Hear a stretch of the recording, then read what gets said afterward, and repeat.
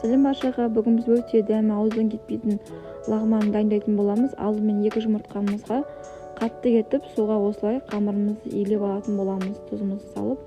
Одан соң жаңағы заттарымызды дайындаймыз. Картошкамызды, пиязымызды, сәбізімізді жақсылап жуып, турап, етімізді алдын ала дайындап турап аламыз. Оған бізге болгар бұрышы, мен 2 болгар бұрышын алдым, және чеснок керек болады.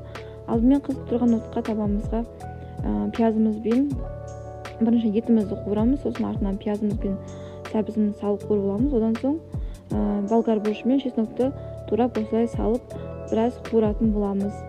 Оның үстіне қайнап тұрған суымызды құйып, жай астын қойып пісіретін боламыз, бұқтырып пісіретін боламыз. Одан соң біз қамырымызды қалыңдау етіп жайып аламыз да, осылай әдемі етіп кесетін боламыз.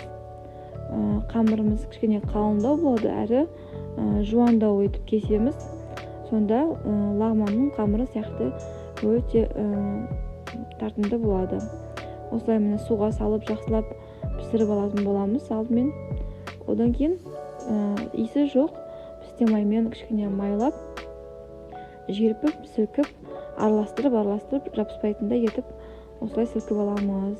Сонда біздің қамырымыз жабыспайтын болады. Дайын болған лағманымызды осылай дайындап беретін боламыз. Осындай ерекше лағман дайын. Ұнаса тіркеліп кетіңіздер.